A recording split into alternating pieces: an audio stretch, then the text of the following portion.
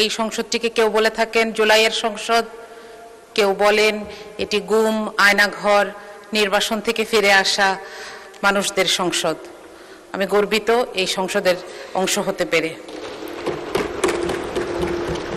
একই সাথে আমাদেরকে আরও একটি জিনিস বিব্রত করে যে এই সংসদে এমন 11 জন ঋণ খেলাপি আছেন একই দল থেকে, যাদেরকে দেখলে এখন মনে হচ্ছে যে এই ঋণ খেলাপির পরিমাণটা আমাদের জন্য একটি বোঝা।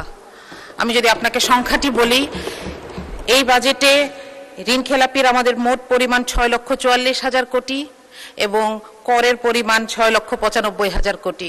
মাঝে মধ্যে মনে হয় যে এই বছরটা যদি আমরা এই ঋণগুলো ফেরত পেতাম, আমরা অন্তত একটা বছর করবিহীন জীবনযাপন করতে পারতাম।